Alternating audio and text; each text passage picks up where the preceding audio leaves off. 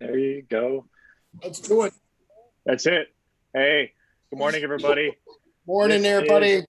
That's right. This is our 46th jam session. Appreciate all the participants. These have been fun, something positive that has come out of the pandemic. And I remember the first one of these I did. I just was, hey, we should all get on a Zoom call and chat and talk shop, and everybody liked it. And I would have realtors reach out and say, hey, I'd love to get on another one in a few months with some different faces. And so we have, this is a cool one because we actually have 5 agents on this who have never participated in a jam session before. So no pressure or anything. I'm kidding. But I literally will have people get nervous, like, oh, what do we talk about? This and that. This is a very, what we do, just so everybody live watching knows, we get a couple talking points 10, 15 minutes before, and then we just sort of go to town. So I'm very grateful that, just honored to share the screen with everybody on here. We've been through a lot over the last 12, 13 months, pandemic, election, racial unrest. I mean, it has been crazy times. I don't know. I think like every time somebody says crazy times, I think there should be like $1, like a swear jar, like $1 bucket, and you should put money in it, and then we should solve a large problem. So crazy times, trying times, all the cliches that come with it. But joking aside, this has been an honor running these, and I'm going to have the realtors briefly introduce themselves, the partners introduce themselves, and then I am literally going to get out of the way because, let's face it, I'm going to add very little to zero value to the real estate market. I stay in my lane, try to connect like-minded people, and that is what I do. So with that being said, realtors, why don't you go ahead and introduce yourself, Sharon, Erin, if you don't mind kicking us off real fast, and go take it away. All right. I'm Erin McShea. I work with App Properties. I've been in the industry probably my whole life because my mom's been doing this since I was 7-year-old. But I've been doing real estate since 2007, but I got my license in 2013. So full-time agent then. Hi, I am Nicole Flores with Dreamtown. I've been a realtor for 16 years. Fun fact about me, I like to ride around on my little white scooter with a little white helmet to showings and things. Nice to see you, Erin. You too. Hey, Nicole. I'm Craig Fallico. This is my 40th year in the real estate industry. I started in 1981. And I'll give you a little fun fact. I'm with Dreamtown too. My goal is to visit every Spanish-speaking country in the world. I have 18 done, 3 more to go. Wow. Nice. Which one, I have to ask, which ones are they? Everybody always asks. It's El Salvador, Nicaragua, and Paraguay. And almost nobody goes to Paraguay, but you have to go to fulfill the goal, the mission. Wow. Maybe we'll do a Real Producers event there. Don't hold me to that, though. Okay. Just throwing it out there. It would give me a Danny, go ahead, my man. I'm Yoni Pogofsky from the Pogofsky Group, managing partner, and my brother Yoni and I are obviously partners. I've been in the real estate industry, I think 8 years, started in property management and leasing, got in the business because of Yoni. Did not think I was going to go into real estate, and here we are. As Danny introduced me, I'm Yoni Pogofsky, also partner and co-owner of Pogofsky Real Estate Group. Been in the real estate industry now, I would say just probably a couple of years longer than Danny has. Same path, started property management, and we built our way up to our own brokerage, and it's been about 10-ish years or so. Nice. Cool. Well, thank you guys. And I'm gonna before we get into the meat and potatoes of this, I'm gonna just allow the partners to introduce themselves. But I will say this: they've carried us. We still have a platform because of people like Jason, Tammy, and Billy. Also, too, this was I'm gonna do a quick screen share. You guys didn't know I was gonna do this. These are the people who allow me to do fun things like this. When I found out our spring event was going to be postponed last year, a lot of that funding that we took, from our supporters, were like, hey, we have to find a way to add value to agents. And the jam sessions have been fun. It gets people interacting and talking shop, but we launched an app. And so It is currently free. We're not charging for it. We were actually supposed to launch this in the fall of this year, but because of, everything with the world was put on pause, I had a little bit more time in front of the computer just to get everything set up. So people ask me, hey, do you have a digital version of the magazine? It is private. It goes to the top 500 agents in the city, plus our partners, but this is just something cool that we launched. If you want every issue on your phone, tablet, it's called Digipub. So if you search like Chicago real producers in the search bar, you will not find it. The actually app is called Digipub. The cool thing though is you can obviously put Chicago in there, but we have DuPage. I mean, there's like 100 markets that Real Producers is in. So if you want to download that, get a copy on your phone before they start charging for it, I would advise that. But like I say, people who know my personality know I try to keep it light, but I literally cannot do what I do without my partners and just people supporting us. So that being said, I'm gonna allow the partners to introduce themselves, and then I'm going to shut up. So Tammy, go ahead, introduce yourself first. Morning, everyone. Tammy Miller with the Federal Savings Bank. Been in the industry since 2005, so about 16 years now. And just like Erin with her mom, Cheyenne, my oldest, now runs with me as well. So Cheyenne Paul, some of you may know, is my oldest daughter. It's fantastic being in a family business.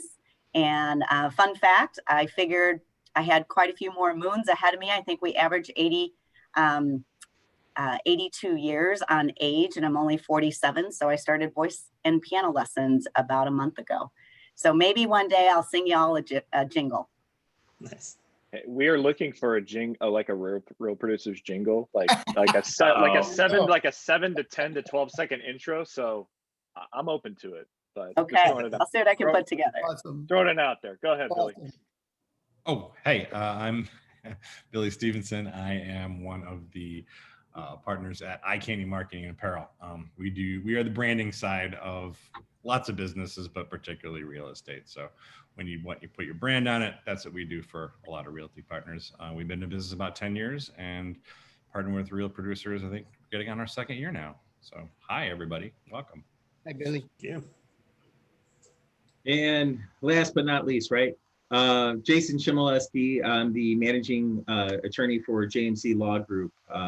I've actually been doing this now going on 19 years. My firm focuses primarily on residential real estate. Love doing what I do, love working with you guys, helping Andy out, doing this. Been doing this now for 4 years now, I think. We've been in the magazine since, pretty much since the beginning. So really appreciate it and looking forward to today. That's great. Well, this is the part where I literally get out of the way. I have conversation starters. If there's everybody stares at each other for 60 seconds and doesn't talk, but I do not foresee that happening. So let's start jamming. What do you guys want to kick it off with there? And I think you had a good talking point when we were pre-gaming. So yeah, go I'll for start. it. I just wanted to hear everyone's thoughts on how we're navigating this current market. Little inventory, and just hearing your thoughts on how you're dealing with multiple offers. If anyone wanted to chime in. I mean, I'll jump in here. So what we're doing, I think we're doing a lot of preemptive preparation with our clients, so they know what to expect going into it.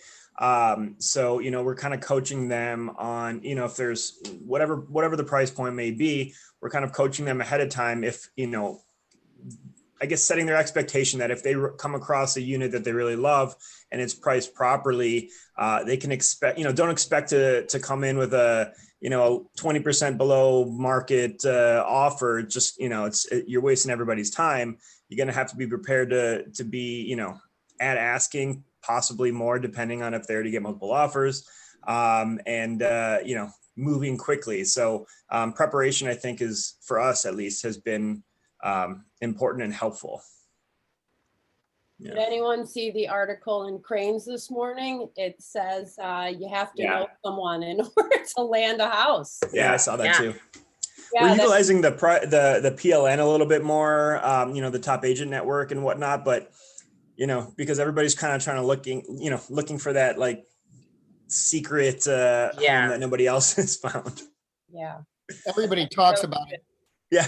unprecedented, but when the rates came down below 10%, when they were 18 and 20, they dropped below 10. And no joke, while we were putting signs up at a house, people would drive up, get out of their cars and start writing contracts on the hood of their car.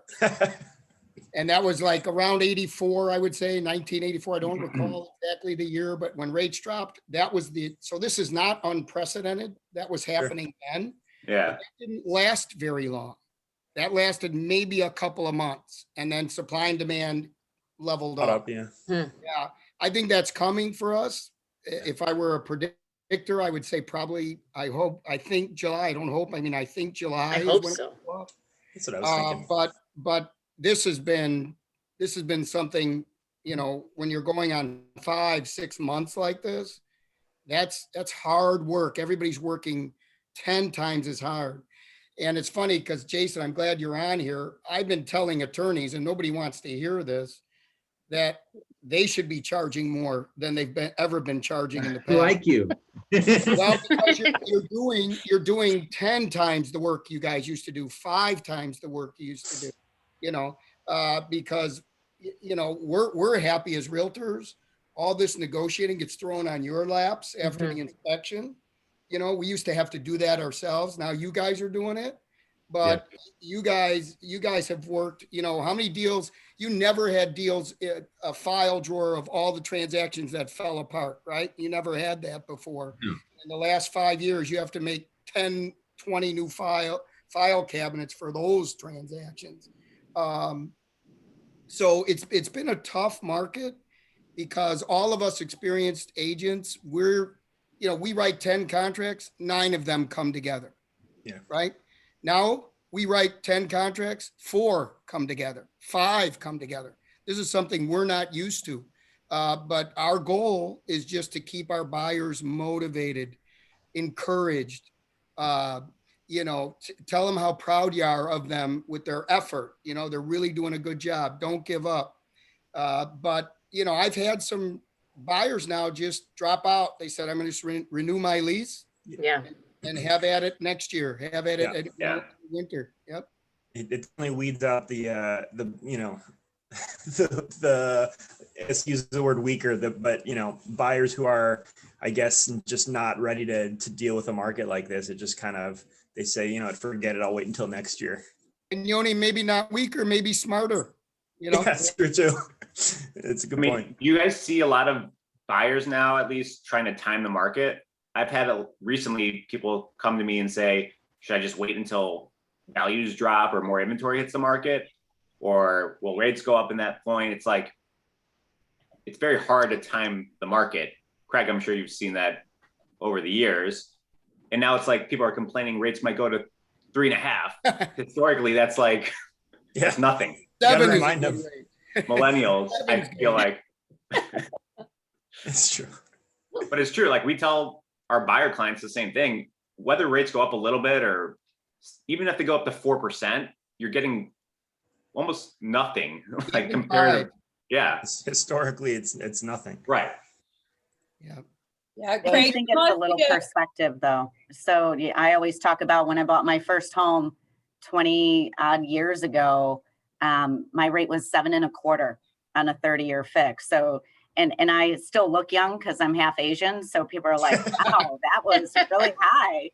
And I think it's just math. So, you know, a couple of things that I've been doing with my with my realtor partners is I play advocate on the listing, and I'm calling the listing agent and I'm advocating for the buyers on why their offer should be accepted, that I'm a local lender. I'm sure many of you have the same with your lending partners.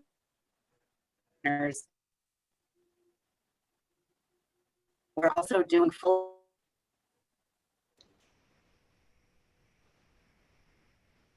We get her back.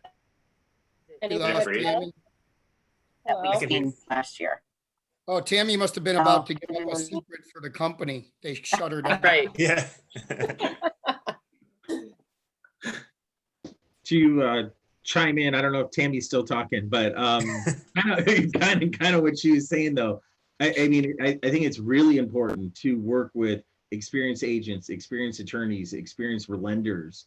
I know one of my clients in particular got a deal because the listing agent called our lender and our lender picked up the phone and answered all the questions for them.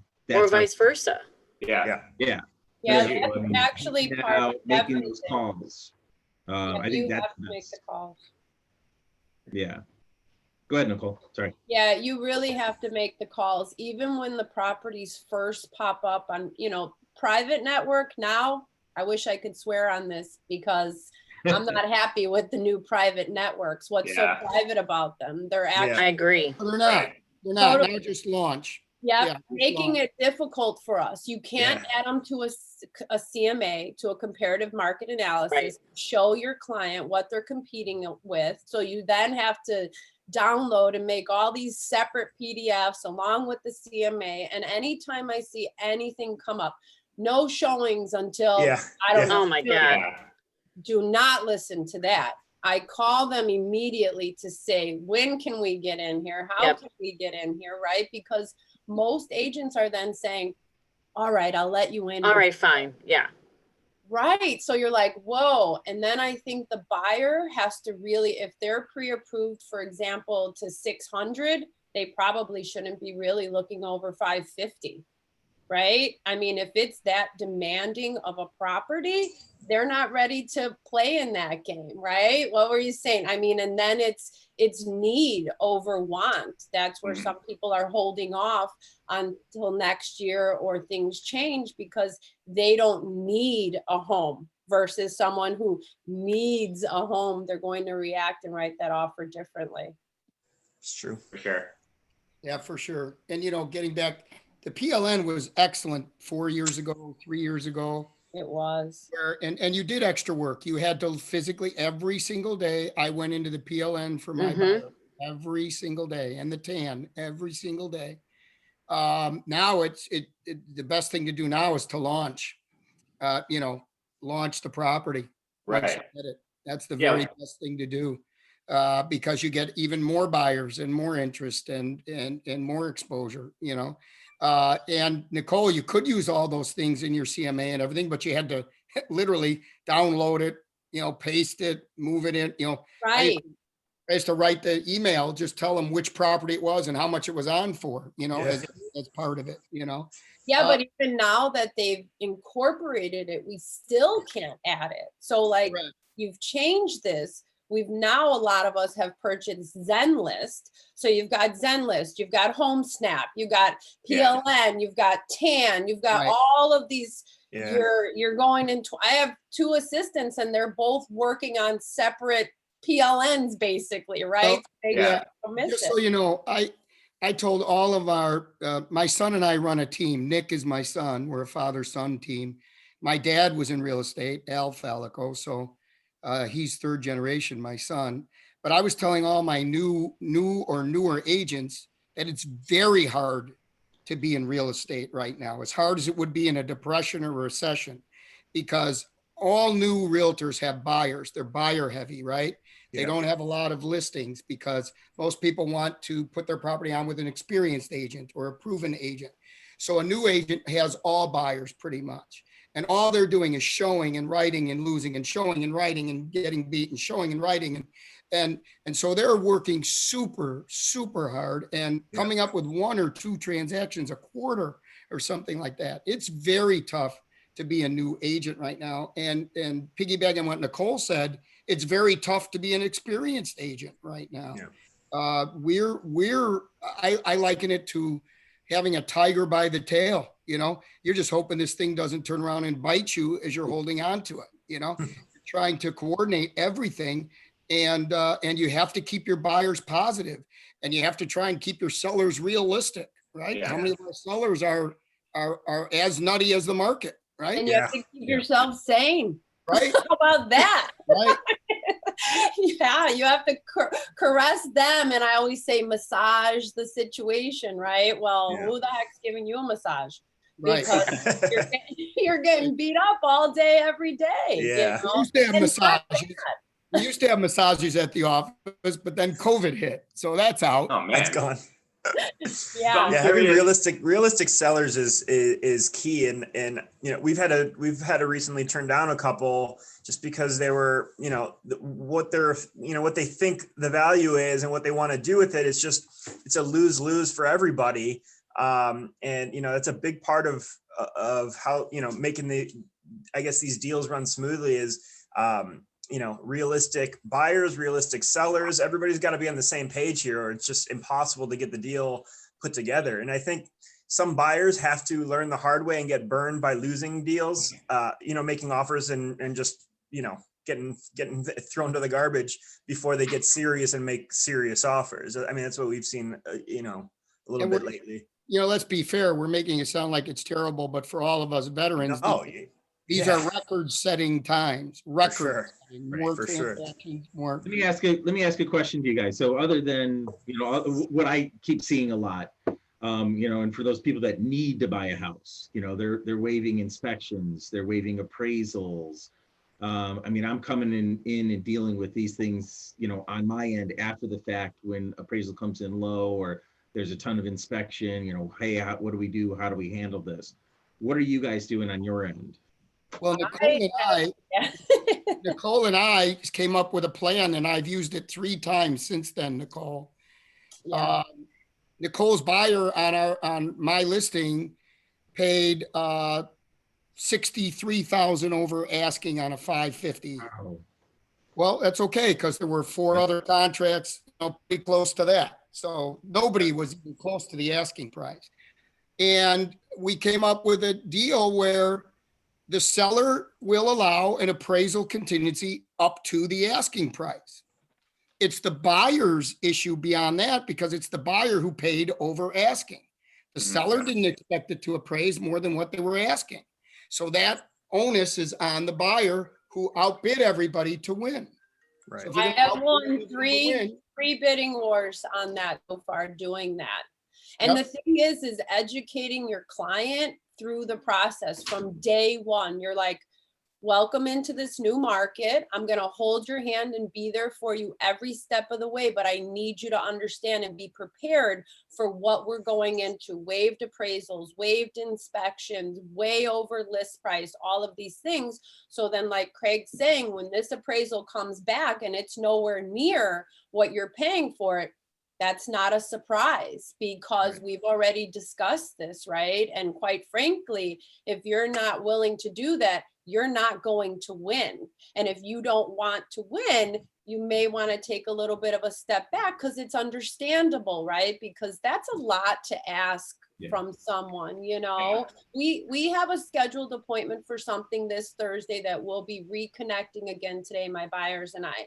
And it went on private last week. And since it went on last week to last night, the price increased by $30,000. And my buyer said, now what? And I said, well, now you won't get it, because it's going to go way over your number now. And the seller is just really being fair to everyone, because there's 30 plus showings. So why come in if you're not going to be anywhere near? Yeah, I feel like before, a couple years ago, it was like making an escalation offer with a letter, like a personal note, would get the deal done. Now it's like, as is, waive the appraisal. Yeah, because everybody's putting in those letters, and it's hard. Yeah, but also using like a reputable lender makes a giant difference, and a lot of buyers don't really think about that. And I think it's up to the realtor to really explain that. But I think a lot of deals get picked because, on top of everything else, the lender is local. They do a lot of business, and the lender, like Tammy was saying, goes out of the way to call the listing agent. I think not enough lenders do that, and it makes a huge impact. Absolutely. On our deal with Craig, my lender immediately called Craig, right? Yeah. And immediately when I talk to the listing agent, I call them to say, hey, here's who I am. This is how this transaction is going to work. It's going to be smooth. This is my team. Here's my lender. Here's attorney. Here's the inspector. This is what's going to happen. So there's no surprises with anything, right? And who doesn't want to work with the other side that they know you're going to get us to the closing table? Yeah. Right?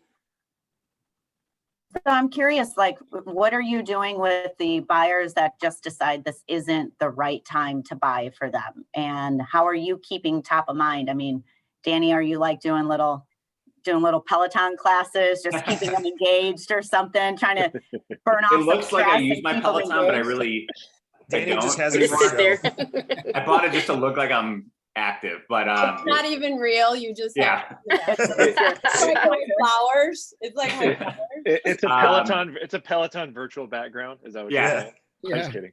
But are I you doing think, like client appreciation events? Are you yeah. doing, dropping like CAGs off, what is everyone doing? We used to do a whiskey tasting event that got pretty popular before COVID hit. We tried switching it to like a Zoom thing, and it wasn't the same vibe. Like you can't really, I don't think you can really build relationships and connect over Zoom so well. I'm fully vaccinated now, thankfully. So it's funny because I send like a funny letter to all my like referral partners or any leads I have. And I say, hey guys, I'm officially vaccinated. Like I'm ready to start seeing people. Are you cool with it? And a lot of my like colder leads, I guess, that held off are now like, yeah, let's meet. I'm really thinking about jumping in the market now. So I think it's changing, but I'm starting to do a lot more in person, like break breads, we call it. So that's huge, at least for our side. Yeah, but with the buyers who decide to back out and wait for next year, they're still gonna buy, right? So it's just not gonna happen this year. So we, our brokerage, it's ours, but we have a pretty structured way of staying in front of our database, and how it's timed, when we touch base and how we touch base. Like he said, we used to have a lot of events that were held like monthly that got pretty popular and did a lot of good for us, but obviously those are gone these days. So it's a lot of face-to-face stuff. We've been doing a lot of video text messaging that it's amazing the response rates with that compared to like, if somebody doesn't answer their phone, you leave a voicemail, fine. But when they see your face, they feel worse about not answering. Yeah. They feel bad not answering because that they saw you. Unless it's Yoni on the video and they're like, I'm not talking to this guy. Yeah, this guy again. That's what we're doing. Have you guys seen anybody out there, or you guys yourselves have done this to make your buyers look more attractive, offer to pay closing costs for sellers? Oh, yeah. Closing costs. Really? Oh, we haven't gotten there yet. Yeah, that's a smart move. Yeah. Another big thing right now, Jason, is the post-close. The post-possession. Yeah. That's really helping you win a lot of transactions, because most sellers can't find anything, or they want to stay to an X amount of time, or they'd like till October to make sure that they could find something. That's been very successful too. Craig, have you seen those type of deals not blow up, but there's obviously a lot of moving parts there? Yeah. Do you see a lot of challenges? I haven't been able to put together contingent on a seller finding something. No buyer wants to do that. Yeah. No. Right. And you should advise your buyer not to do that. Right. Yeah. But yeah, a lot of post closing possession agreements, and free. Yeah. Free. Yeah, we did one for 4 months. We did one for 4 months because our clients have a rental anyway. So, and that's the key of making that call to the listing agent, right? What does your seller need? Besides top dollar, right? What do they want? What matters, right? Yeah. So Billy, I have a question for Billy. What is Billy seeing kind of other people do to keep in touch and kind of top of mind? I think you're in the promotional business. So. Yeah. What we're doing, and I'm sitting here looking at a box that's 4 feet tall of these wine glasses that one of my agents uses as part of his thank you package for his clients. He ordered 72 of them 3 months ago, and a month later called me and said, order 36 more because I can't keep, it's a good problem to have. He has that many closings. But that's what we're seeing a lot of right now, is not as many agents working on stuff to sell themselves as they are to keep the clients that they have a multitude of happy at the moment. So our big focus has been, since this all got a little crazy in the realty world, trying to keep, or give original ideas to a bunch of our different agents who've used similar stuff and what to give. So all of a sudden, we were doing the winter packages with a embroidered blanket and a couple of this and a wine, and then we hit our first 80. So that's out the window. Nobody wants blankets anymore. So it's been, I think it's been awesome to see for the market. It has not been awesome for me because my husband and I were looking at buying a second home. We're like, we're just going to wait. Nothing on the market right now. And we're not in a hurry. We don't need it. We already got a home. Right. As Jason knows, because he helped us buy it in 2019. So, but it's been awesome to see that this has been such a crazy. So give us a creative summer one. So we're just a couple months in front of summer. So it's not like that, because I'm still working the creative summer. Come on, Billy. Come on. Actually, what we're doing is Andy has a really cool tumbler in his hand that he's drinking out of that we actually do for real producers. Oh, I didn't even know you were going to be on this. Oh, that's I know. Look at that. Coincidentally, we're doing outdoor stuff because, as Danny mentioned, people are getting vaxxed and people are looking at life again and getting back out. And we Roaring 20s version 2. Roaring 20s.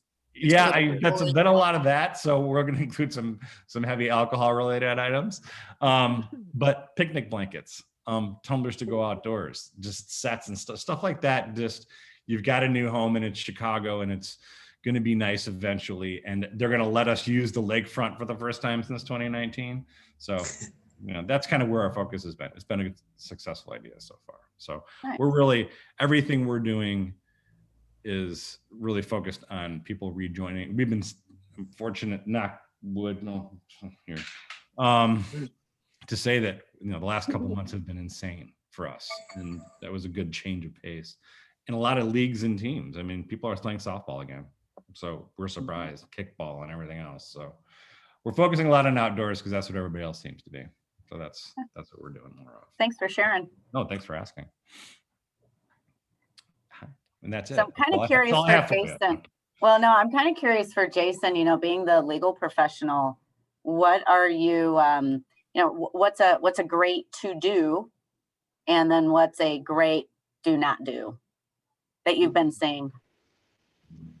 Oh, wow. What haven't I been seeing lately? I mean, as far as contracts getting offered or, buyers particularly. Maybe in negotiating, because some appraisals aren't coming in, right? Yeah. And so maybe in that conversation on how to keep the buyer engaged, the seller engaged, and still keep the deal together. Do you have a couple tips around that? Yeah, I mean, in regards to the appraisal issues that we've been dealing, I mean, there definitely have been some that are just blanket waivers of appraisal.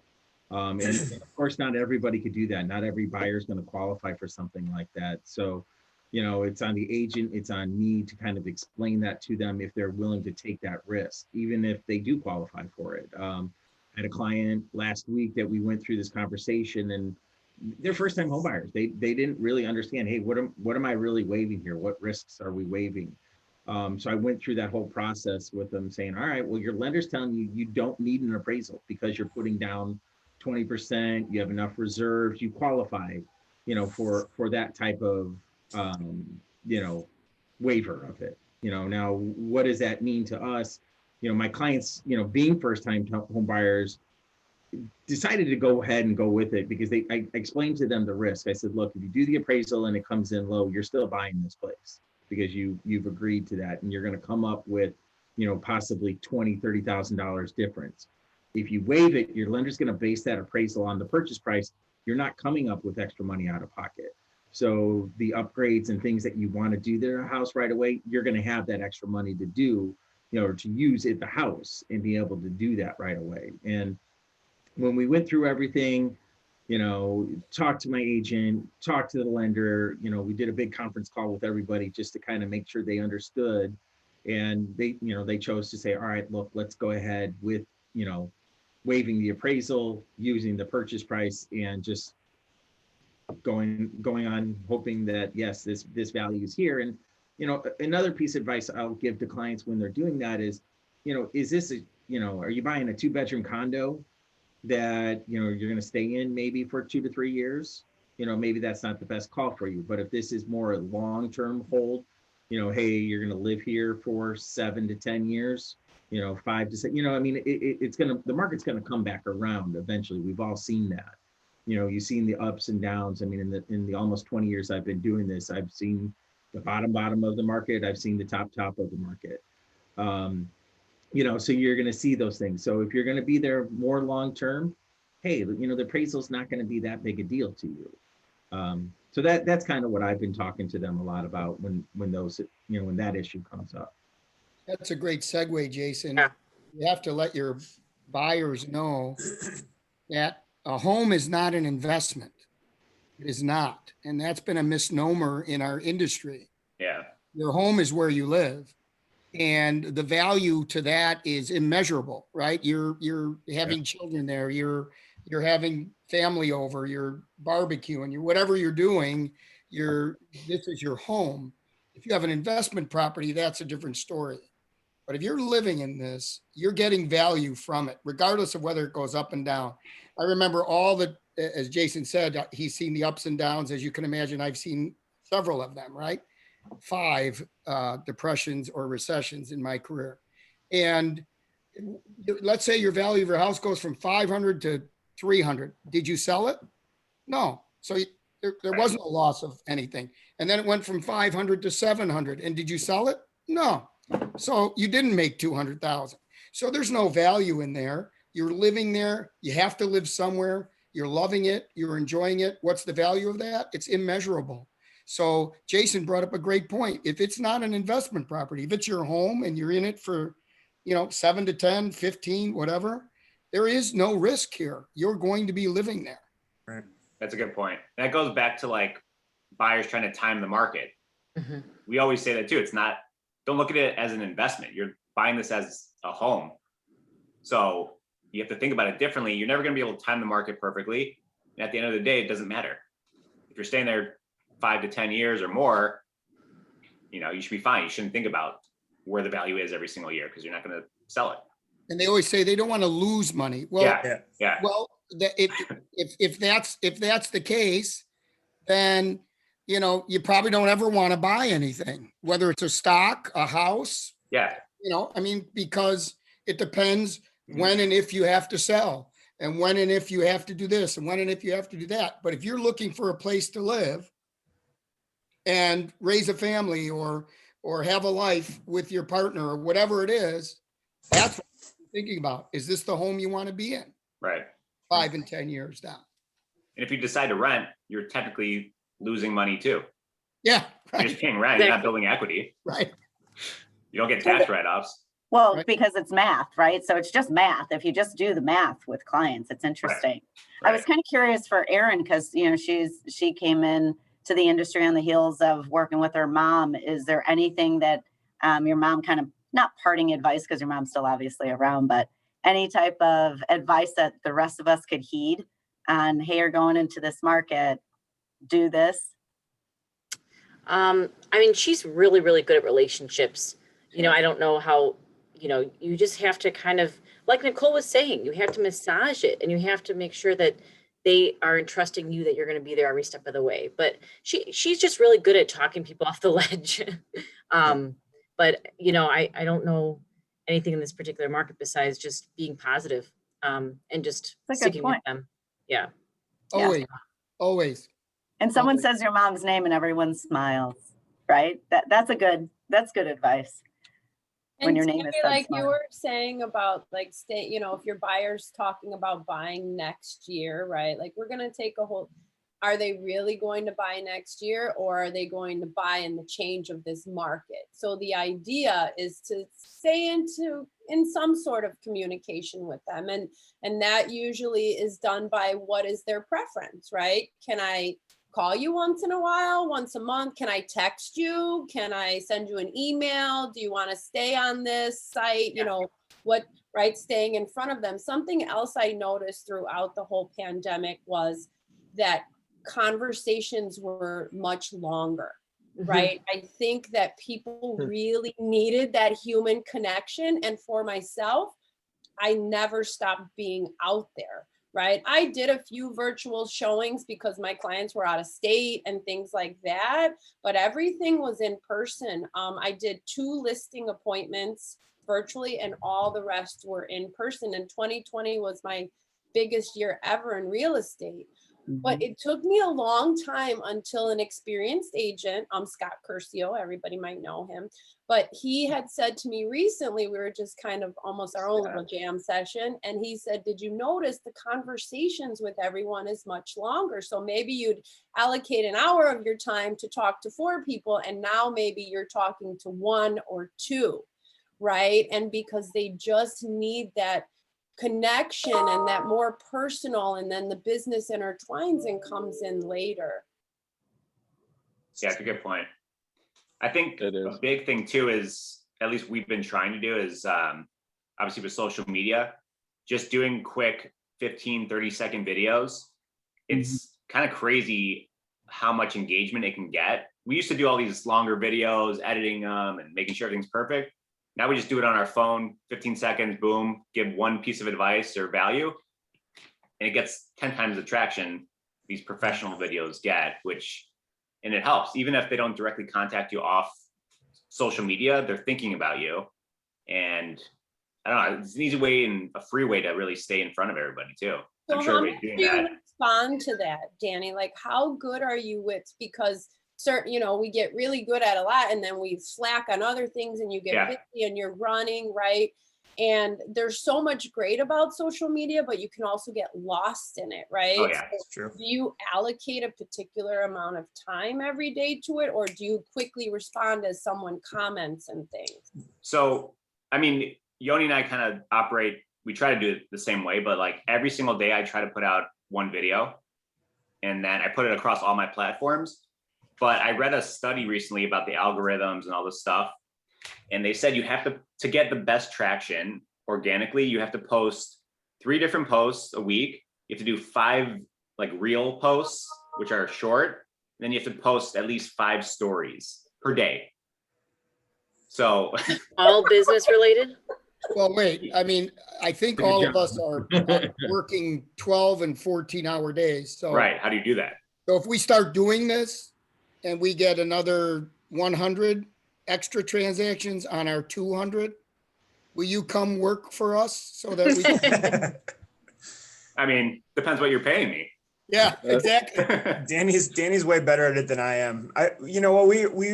When we started, doing this video thing, what helped us get, I guess, a lot of video content recorded. We set aside a time and we recorded, in one day, let's just say, we set aside like an hour, recorded, between the both of us, a bunch of different videos. And then now we had like kind of like a, storage of videos that we can then put out when we needed to put out. So, we try to be smart with recording time by doing it all up front. And then now we have the content that we can put out there, throughout the next month that it's already pre-recorded. Yeah, as long as it's not market related, because the market changes. Exactly. No, it's a lot of educational type of stuff that's unrelated to the market. We saw pretty good traction from that. And, as things get busier, obviously it's harder to sit down and record new things and do all that kind of stuff. And that's also, a reason that like the newer agents will see large swings in their business, right? Like they do all their content related stuff. They'll get some business. They stop doing all their content stuff. Because you're busy with showings. Yeah. Close the deals. And now the pipeline's empty. And then now they got to re-up that. So we're trying to figure out and maintain a consistent way, even when we're busy, to stay out there. It's definitely not easy. I just had my first kid a year ago too. Me too. Oh yeah, congrats. Wow, congrats, you guys. Congratulations. During a pandemic too, which is awesome. Seriously. You'll get less sleep when they're teenagers than when they're infants. So don't worry. Really, Right. because I was looking for it. I have a 6-year-old and a 1-year-old, and I am so tired. And I'm like, just wait until they start sleeping in. But now you're telling me they don't. And Well, you get a Never 10-year, is. kind of 5 or 10-year break, and then you're Okay. back at it again. I need some kind of break. It was funny because I was telling my wife yesterday, I'm like, I have this Real Producers panel. I got to be all rested. And yesterday, He doesn't last care night, about real producers. Let's go. You give me Yeah. too much credit. You know, this is. No, it's we a can big wait. deal. We can What do you wait. mean? And this is the one night my son did not. He woke up literally every like 2 hours. I don't know why. It just, but Was New. You heard He what didn't you do You it. had said. something Yeah. going on. yeah. They know. They But, know when it's important. To go with the marketing, I'm curious. Are you guys still doing a lot of like physical mailers, or are you switching everything virtual, like online? You know, I Let's I wanted to Pause that address thought. something. Let's Go ahead. pause that. No, I love that. Everybody think on that. Mailers, virtual stuff like that, because if I won't forget to do this. We're gonna take a little screenshot here real fast. All right, but we're getting to that. So I want everybody to have good thoughts and, you know, formulate their answers. So ready? I'm gonna take a screenshot. Do not be like my children and like stop smiling after like 2 seconds. So when you see me stop smiling, then you stop smiling. Nicole, I love it. You can stick your tongue out. Hey, Erin, if you want to say your mom's name, that apparently makes everybody smile. So we Oh can, my we God. can do that. That's too easy. Sorry.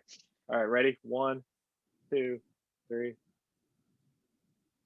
All right, and then I need to get one more. I forgot to get the mug in there, Billy. That's my fault. Billy, I'm such a bad host. Look at this. All right, ready? 1, 2, 3. All right, I think we nailed it. All right, let me check. Beautiful.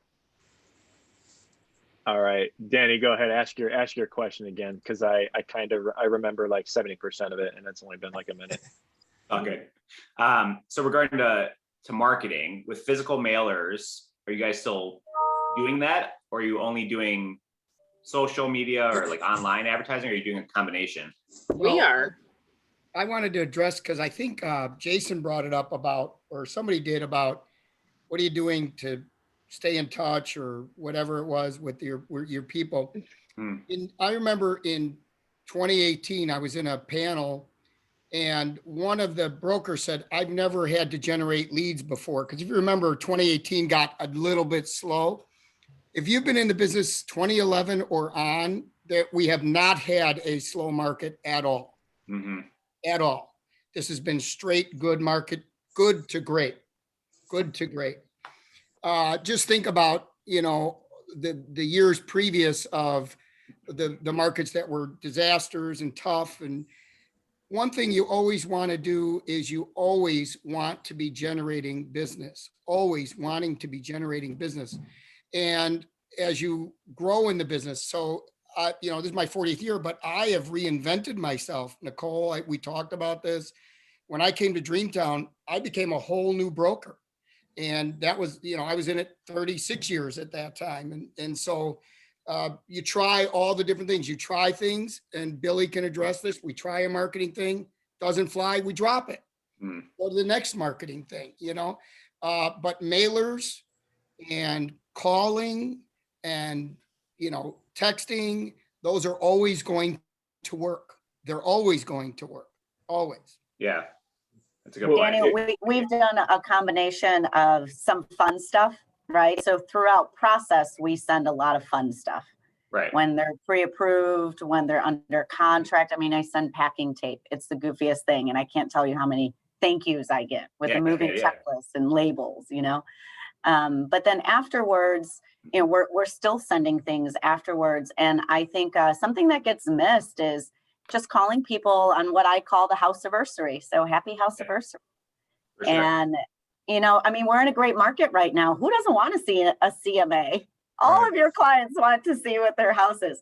We wouldn't do it in a declining market, but this would be an amazing time to do that. And it's, for me, it's been great. The baby blankets, there's so many families expanding. And so sending the gifts to their kids, it's actually on my to-do for this year. We bought a second home in Tennessee, and our realtor there sent one of my bonus boys a birthday present. I mean, drop the mic. Yeah. I was like, yo, I obviously have to step up my game. but he asks the right questions, and that's what Right. he's been doing, is collecting the information. And then he has a team member, that's all they do, is Yeah, they exactly. just gift. So I think it's huge. I don't know what the exact statistic is, but what do they say? Like about 80% of consumers would use their previous realtor if they remembered who it was. Yeah. Right.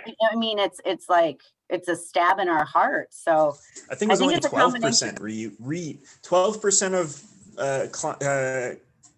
clients will reuse their previous realtor, but 80% would have.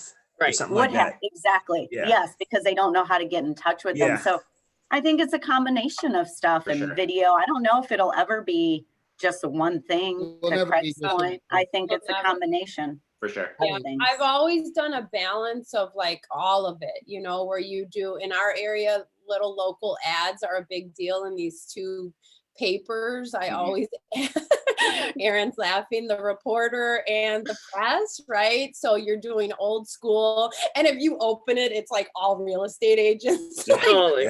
you know, but also a little bit of social media and, you know, being on Zillow and just postcards for sure.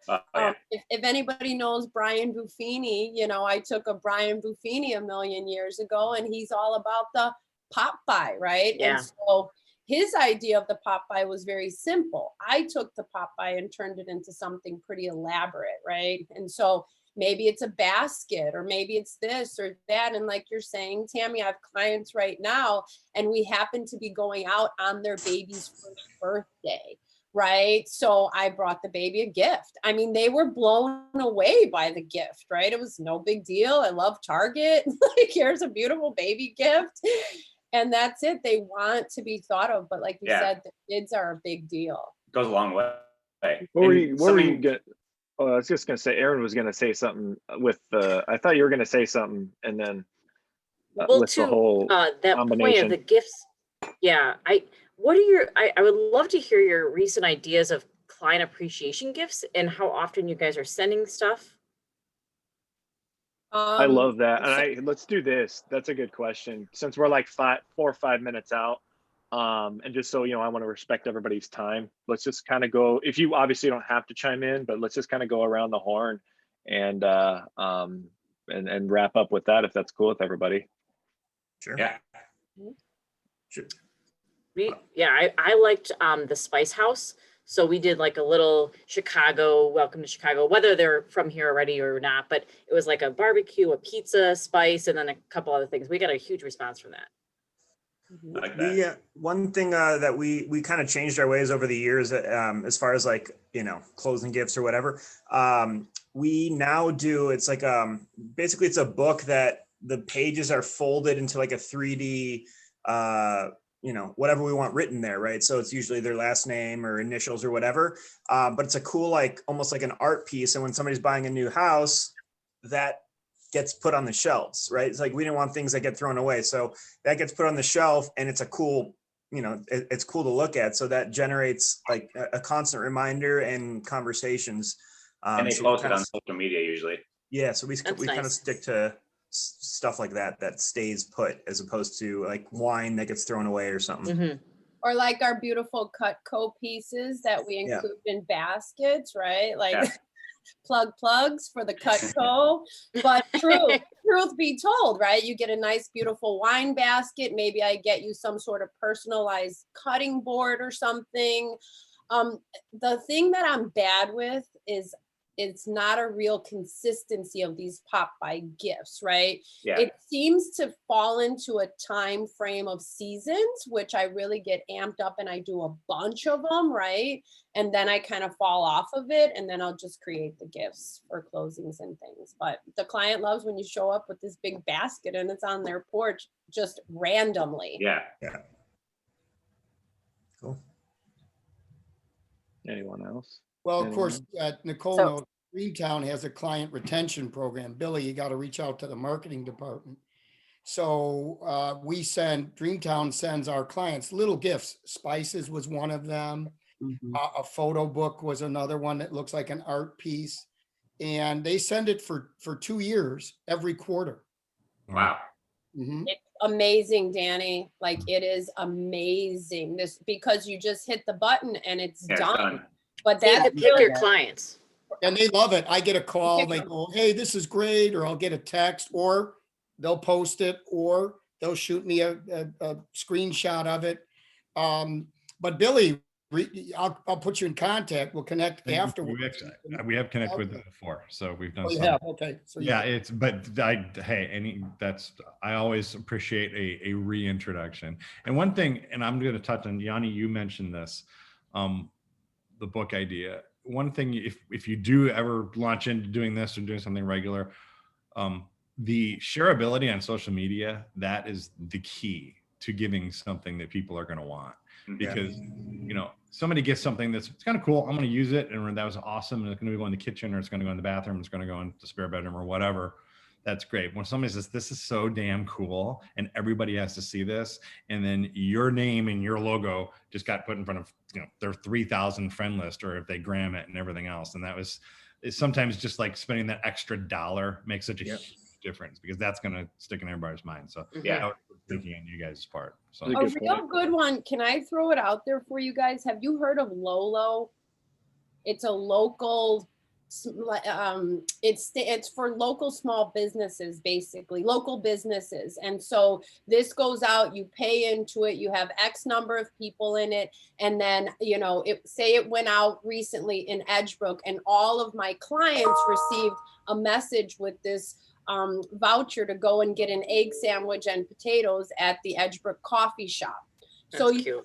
Yeah, and people are blown away by this, right? Their favorite restaurants, breweries, things like that. And at the same time, you're supporting the businesses because you're sending people there with an item you've already paid for. So I tell everyone it's a good reach out. You're getting this from me. Make sure you use it. I've paid for it in advance. What's it called? Lolo? Lolo, Lolo. Look it up, Danny. Okay. Yeah. Hey, Awesome. we're gonna stop the stream right now just to be respectful of everybody's time. So I will stop the live. Hey, thanks for joining us, and off Facebook in 3, 2, 1. Okay, now we're just talking amongst ourselves. But seriously, everybody. I'm going to I blast. appreciate Nice to meet everybody. Yeah, You we're too. good. guys. Great. Hey, Craig, good to meet you. I will send an email out with everybody's info in case you want to connect after. But yeah, I think really the key with gifting, I talk to a lot of realtors, is just consistency. I mean, that's it. Staying top of mind and keeping the peppering your info in front of people, so when they're ready, you're at your fingertips. I mean, that's at the end of the day, that's the goal. So appreciate it. If you want to get on another one of these in a few months, let me know. We'll shuffle the Always deck. willing. Realtors. Thanks, Absolutely. Sandy. Aaron, say hi to Thanks, your mom Sandy. for me. I will. I wish you a productive Danny, rest of I'm the gonna day, Say everybody. hi to I'll see Adrian for AJ. me. Yep, you got it. You got it. Appreciate it. It was fun. Thank you. Bye. Hey, everybody. Thank See you you. guys. Thanks for hanging out. See you, Danny. See Bye-bye. you.